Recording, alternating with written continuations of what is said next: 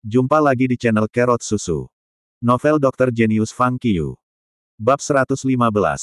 Lihat pasien bersamanya. Fang Qiu tergerak ke dalam. Tidak ada keraguan bahwa saya akan mendapatkan banyak manfaat jika saya mengikuti Su Miaolin untuk menemui pasien. Dan Su Miaolin menyebutkannya karena ini tentu saja. Dia akan mengajari saya sesuatu secara langsung. Bahkan jika tidak, dia akan membiarkan saya mengamati dan belajar di tempat. Dia sangat tersentuh dan ingin mengatakan ya kepada Su Miaolin, tetapi besok adalah hari Minggu. Dia harus menemui pasien di rumah sakit. Setelah bergumam pada dirinya sendiri untuk sesaat, Fang Qiu akhirnya tersenyum kecut dan berkata, "Maaf, besok hari Minggu. Saya harus pergi ke rumah sakit untuk menemui pasien." Lihat pasien. Su Miaolin menatap Fang Qiu dengan tatapan bingung dan bertanya, "Di mana Anda akan menemui pasien? Apakah Anda seorang dokter sekarang?" "Hanya seorang asisten dokter." Fang Qiu menjelaskan, "Itu diperkenalkan oleh Tuan Shen Chun. Saya pergi ke departemen ortopedi rumah sakit afiliasi pertama untuk menemui pasien setiap hari Minggu. Ini pekerjaan paruh waktu." "Baik." Su Miaolin hanya tahu bahwa Fang Qiu melihat pasien di rumah sakit dan berkata dengan terkejut, "Sepertinya aku masih memandang rendahmu. Tidak lama setelah Anda masuk universitas daripada menjadi asisten dokter." "Baik, baik. Karena kamu harus menemui pasien, maka lupakan saja. Ngomong-ngomong, kamu tidak bisa belajar apa-apa jika kamu mengikuti saya besok. Meminta kamu untuk pergi bersamaku terutama karena aku takut kamu akan berpikir 300.000 yuan sia-sia. Saya ingin Anda melihat betapa mengagumkannya saya." Su Miaolin berkata dengan tenang. "Fang Qiu. Saya pikir dia akan mengajari saya. Hasilnya, dia membiarkan saya melihat apakah dia hebat atau tidak." Su Miaolin melambai pada Fang Qiu. "Sampai jumpa. Habiskan lebih banyak waktu luang membaca buku. Ketika Anda selesai membaca buku, kembalilah ke saya. Tentu saja, jika ada sesuatu yang tidak kamu mengerti ketika kamu membaca, kamu bisa datang kepadaku." "Baik." Fang Qiu mengangguk, membungkuk, dan berbalik untuk pergi. Su Miaolin memandang kotak kunci di atas meja, menepuknya dengan ringan. Dia tidak membukanya atau mencoba kata sandi yang dikatakan Fang Qiu.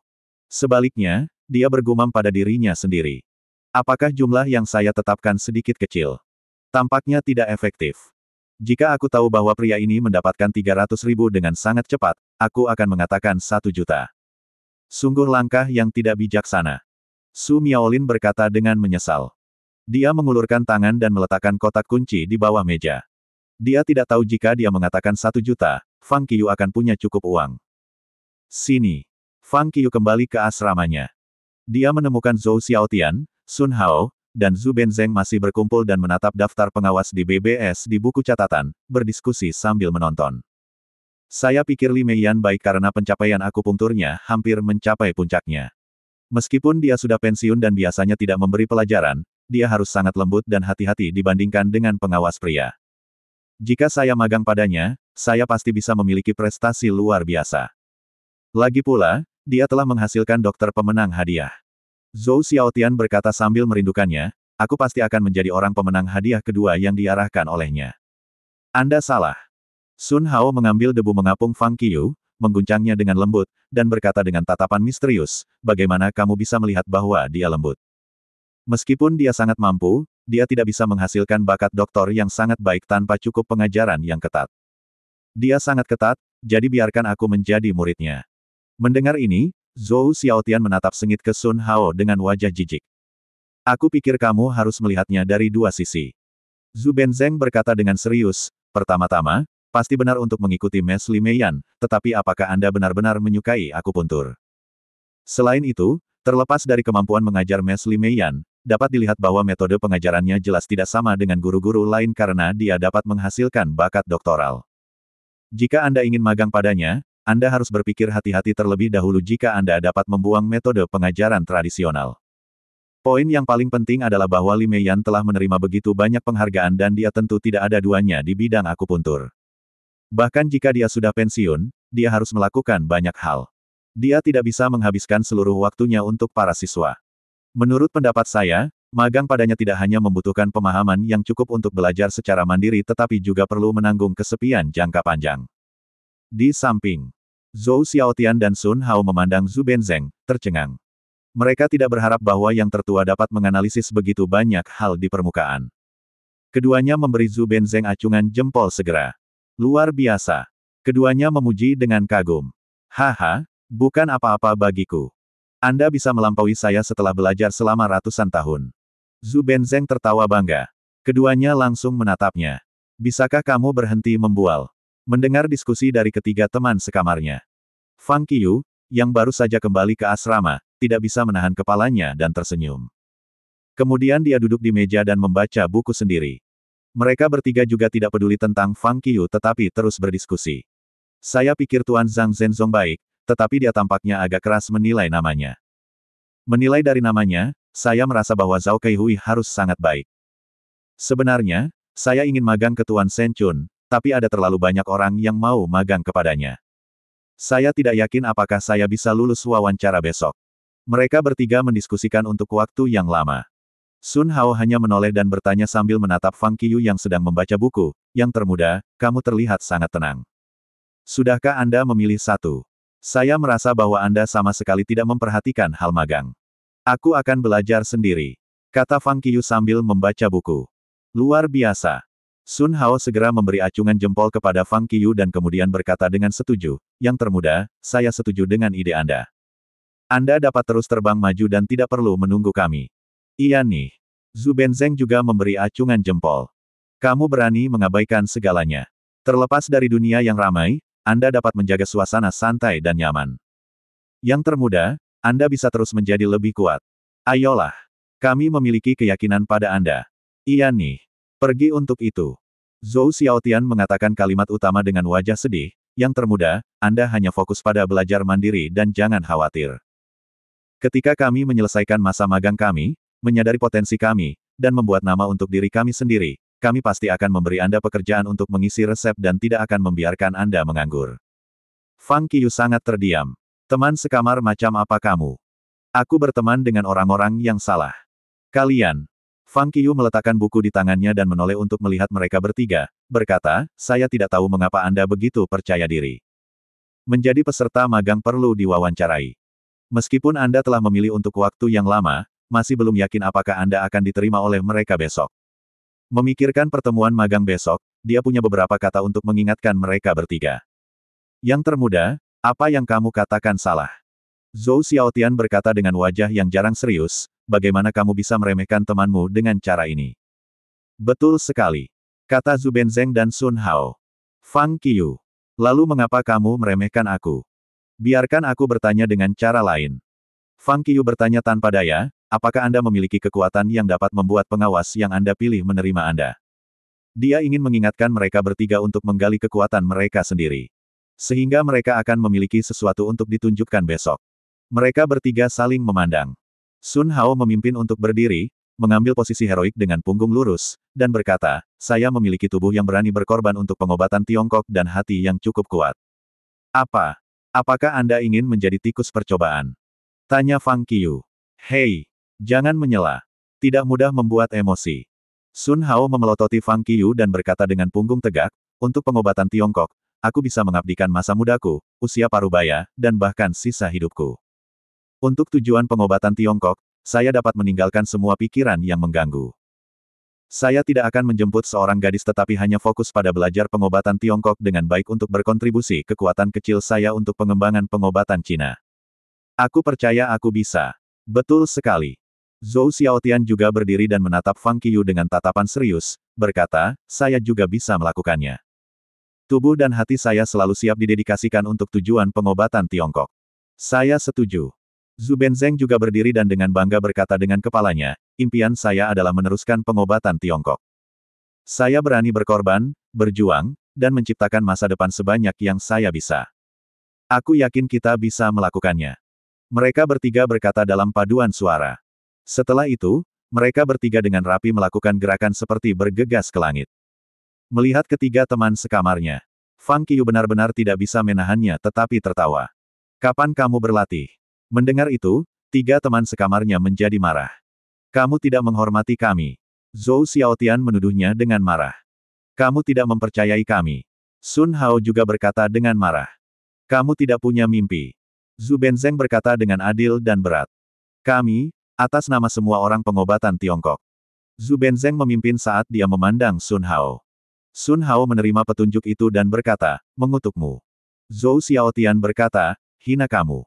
Zhu Benzeng akhirnya mengakhirinya, dan menertawakanmu. Kapan Anda akan ikut berkontribusi dalam pengobatan Tiongkok? Tanya Fang Qiu dengan penuh rasa ingin tahu.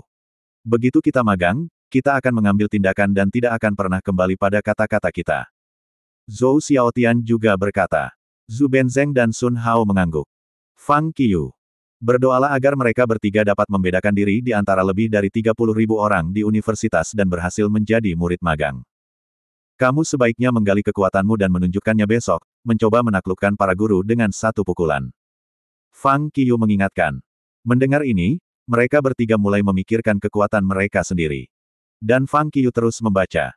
Pukul 16. Karena besok akan ada penilaian wawancara, sekelompok besar orang mulai bekerja di taman bermain, beberapa payung bergerak, beberapa mengangkat meja dan kursi, dan beberapa menyapu serta menggambar garis.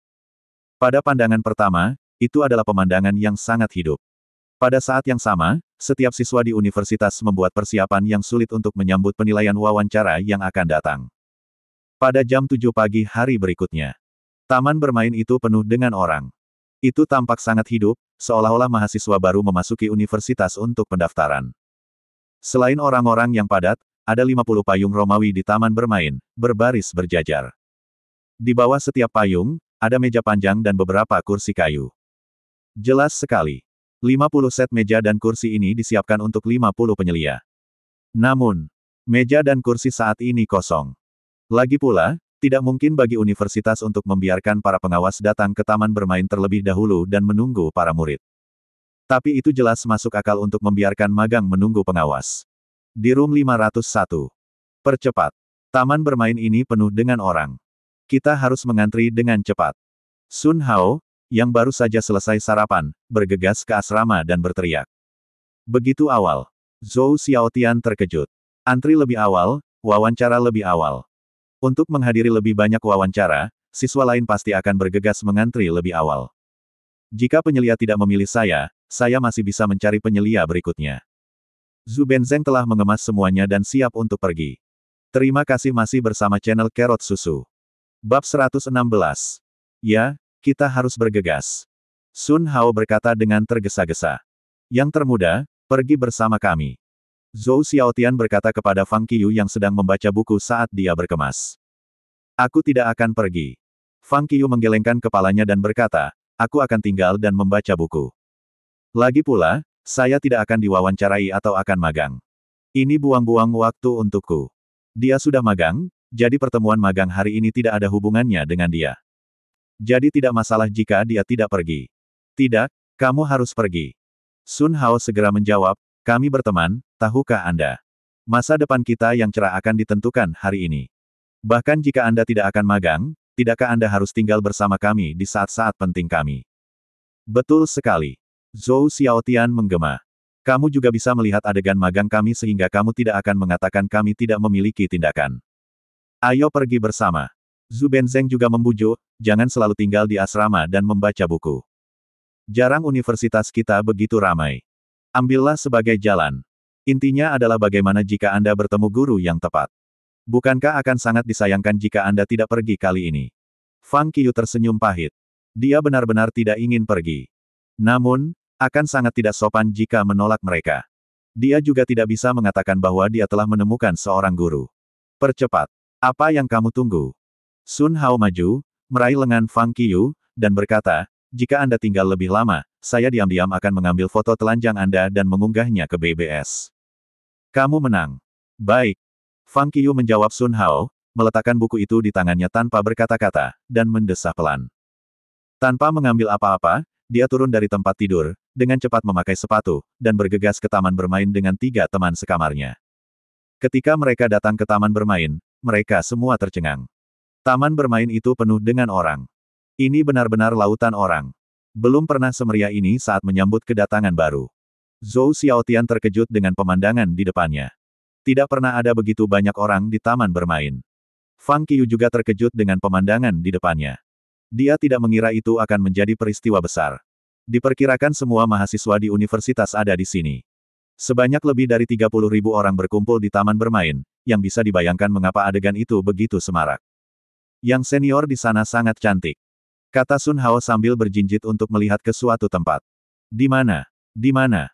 Zhu Benzeng dan Zhou Xiaotian buru-buru melihat sekeliling. Fang Qiyu cepat-cepat memegang mereka bertiga dan berkata, jangan lupa mengapa kamu datang ke sini. Mereka bertiga bergegas untuk kembali normal. Mereka segera memutuskan tempat berkumpul dan kemudian bubar untuk menanyakan berita seputar. Fang Qiyu hanya berkeliaran di taman bermain. Kemanapun dia pergi, apa yang dia dengar adalah semua pujian dan harapan dari pertemuan magang. Dan kegugupan batin serta dorongan kepada orang lain. Dewaku. Sebelum saya bertanya, saya bahkan tidak tahu bahwa semua mahasiswa doktoral telah datang ke sini. Sun Hao berkata dengan emosi ketika mereka berempat bertemu di dekat mimbar pada pukul 8.45 pagi. Zhu Benzeng dan Zhou Xiaotian mengangguk dengan wajah muram. Semuanya buruk.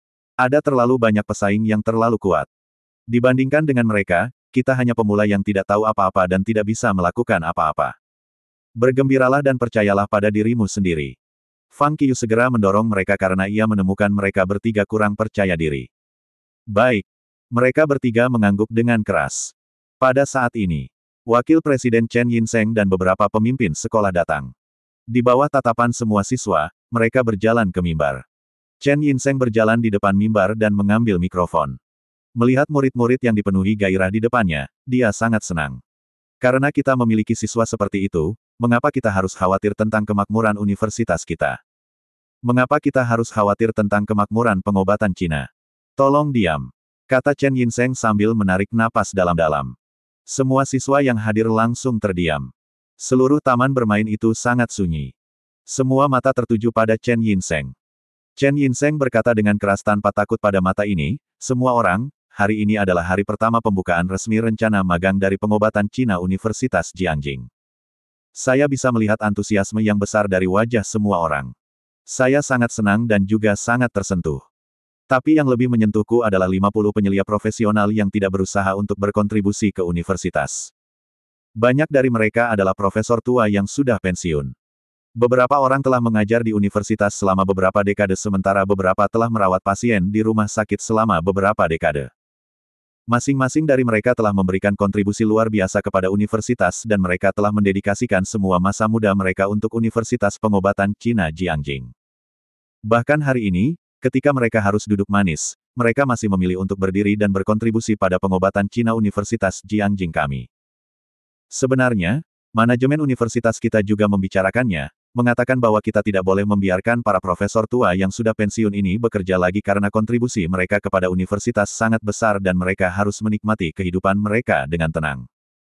Tetapi ketika para profesor tua ini mendengar berita bahwa mereka dapat mengajar siswa, mereka semua memilih untuk menyerahkan kehidupan mereka yang nyaman dan kesempatan untuk menghasilkan uang. Sebaliknya, mereka memilih untuk membimbing para siswa dan terus memberikan kontribusi untuk pengembangan pengobatan Tiongkok. Mereka adalah pemuja yang tidak mementingkan diri sendiri dan dokter asli pengobatan Tiongkok. Ayo, mari bertepuk tangan untuk para senior yang tidak mementingkan diri ini. Mereka adalah panutan kami. Tepuk tangan meriah. Suara itu menyewakan udara. Semua orang bertepuk tangan dengan tulus. Berpikir bahwa para profesor tua ini masih keluar untuk mengajar mereka meskipun usianya sudah lebih dari 70 tahun, mereka bersyukur dan bergerak dengan tulus. Terlebih lagi, tidak hanya profesor lama tetapi juga beberapa pemimpin sekolah saat ini dan direktur rumah sakit telah keluar. Meskipun mereka sangat sibuk, mereka masih mau keluar untuk membantu kami dan memimpin kami. Betapa beruntungnya kita. Kebanyakan dari mereka bertekad untuk belajar keras setelah magang di dalam dan untuk membayar kembali universitas dan para guru untuk arahan mereka. Tepuk tangan berhenti. Chen Yinseng terus berkata dengan emosional, karena pengawas membuat kontribusi tanpa pamrih, saya harap Anda juga dapat menghargai peluang dan tidak menyia-nyiakan upaya yang melelahkan dari pengawas. Saya harap semua orang bisa menghargai kesempatan ini yang sepertinya mudah didapat. Semua orang perlu mengingat satu kalimat, kalimat yang mudah didapat bisa hilang dengan lebih mudah. Kamu harus menghargai kesempatan ini. Semua orang, kamu harus tahu bahwa jika kamu tidak belajar keras, itu tidak hanya akan menjadi masalah pribadi, tetapi juga akan berdampak pada setiap guru dan setiap siswa di universitas. Seorang siswa yang tidak belajar keras akan mengambil kuota dan kuota ini sangat mungkin untuk memeras siswa motivasi diri. Dalam hal ini, Kamu tidak hanya akan menghancurkan dirimu sendiri tetapi juga orang lain, bahkan ajaran tulus dari para guru. Jadi saya berharap semua orang bisa belajar keras dan membuat kemajuan besar serta perbaikan. Bisakah kamu melakukannya? Chen Yinseng bertanya dengan keras. Di taman bermain. Iya nih. Semua orang berteriak serempak. Termasuk Fang Qiu. Baik. Sangat bagus. Chen Yinseng berkata dengan keras, ingat, ini adalah apa yang telah Anda janjikan kepada saya. Sebagai orang yang memiliki semangat gigih, Anda harus setia pada janji Anda dan tidak pernah melanggar janji Anda. Selain itu, ada satu hal yang mungkin tidak kamu ketahui. Awalnya saya tidak ingin mengatakannya, tetapi untuk memotivasi Anda, saya ingin memberi tahu Anda. Karena Anda memiliki kesempatan untuk magang ke penyelia terkenal hari ini, Anda tidak hanya harus berterima kasih kepada Qi Kaiyuan, Direktur Rumah Sakit Pengobatan Tiongkok dan Wakil Presiden, Zhang Xinming karena rencana magang telah secara bertahap dibentuk di bawah promosi keduanya. Dari mereka. Tapi kamu juga perlu berterima kasih kepada seseorang yang adalah murid sepertimu. Rencana magang baru saja diusulkan olehnya. Ledakan. Mendengar ini. Semua siswa yang hadir terkejut. Mahasiswa. Apakah rencana magang benar-benar diusulkan oleh siswa? Grapevin itu benar. Tidak hanya para siswa tetapi juga para guru yang ikut bersenang-senang terkejut. Mereka tidak menyangka bahwa itu benar-benar diajukan oleh seorang siswa. Yang paling penting adalah bahwa itu telah diadopsi oleh universitas.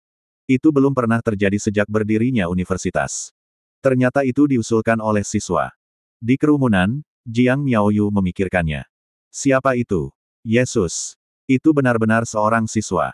Siswa ini benar-benar sesuatu. Kacau. Kacau. Ada sedikit kuota apprentice karena orang ini pasti akan dipilih. Sun Hao berkata dengan sedih setelah terkejut. Zhu Benzeng dan Zhou Xiaotian juga terkejut dan tertekan. Mendengar kata-kata wakil presiden, Fang Qiu memang tertegun di samping. Dia tidak pernah berharap bahwa wakil presiden benar-benar mengatakan ini di depan semua orang saat ini. Apakah dia akan mengekspos saya? Tentu saja. Di mimbar, Chen Yinseng mengulurkan tangan untuk memanggil semua orang agar diam. Taman bermain segera tenang. Perhatian semua orang terfokus pada Chen Yinseng untuk melihat apakah dia akan mengumumkan identitas siswa ini. Mereka sangat ingin tahu dalam hati. Pria hebat mana yang mengusulkan rencana magang ke manajemen universitas? Siswa ini adalah mahasiswa baru. Kata Chen Yinseng. Semua orang bahkan lebih terkejut. Ini persis sama dengan selentingan di BBS. Beberapa dari mereka mengagumi orang-orang yang menyebarkan selentingan sementara yang lain terkejut melihat kelompok mahasiswa baru. Seorang mahasiswa baru mengajukan saran konstruktif seperti itu ketika dia masuk universitas. Apakah ini terlalu berlebihan? Ini bukan itu intinya. Chen Yinseng terus berkata, alasan mengapa saya mengatakan bahwa dia adalah mahasiswa baru adalah meminta Anda masing-masing untuk belajar dari siswa ini. Dia adalah seorang pelajar dan kamu juga pelajar. Kalian semua baik-baik saja. Jadi, jika Anda memiliki saran konstruktif sesudahnya, silakan mengajukan lebih banyak ke universitas. Saya berterima kasih atas nama universitas. Sama seperti semua orang akan bertepuk tangan. Chen Yinseng tiba-tiba terus mengucapkan kalimat, membawa berita besar yang menakjubkan. Namanya Fang Qiu. Dia tahu seberapa besar masalah yang akan dialami siswa ini ketika dia menyebutkan nama siswa di depan semua orang. Tetapi siswa ini telah mengajukan saran yang bermanfaat bagi semua orang. Saya perlu menyebutkan namanya. Karena itu, dia mengatakannya di depan umum. Untuk berterima kasih kepada siswa bernama Fang Qiu. Seperti yang diharapkan. Baru setelah itu, semua gempar. Fang Qiu. Apakah itu Fang Qiu yang telah menjadi selebriti di BBS? Apakah itu Fang Qiu yang bernyanyi bersama dengan primadona kampus di pesta malam pertengahan musim gugur? Apakah itu Fang Qiu yang bernyanyi di upacara awal masa? Ini sebenarnya dia. Desir. Saat ketika Zhou Xiaotian, Sun Hao dan Zhu Benzeng, yang berdiri bersama dengan Fang Qiu, mendengar nama Fang Qiu, mereka segera berpencar ke segala arah. Menjaga Fang Qiu di kejauhan, masing-masing dari mereka menatap Fang Qiu dengan tak percaya. Seolah-olah mereka sedang melihat alien. Ini sebenarnya Fang Qiu. Berdiri di sebelah Jiang Miaoyu, Yuan Bei terkejut. Sebenarnya dia. Kenapa dia tidak pernah memberitahu kami? Huang Manman berkata, ya dewa, orang ini terlalu hebat dan terlalu bisa ditoleransi. Setelah melakukan hal sebesar itu, dia tidak akan pernah bisa mengatakannya.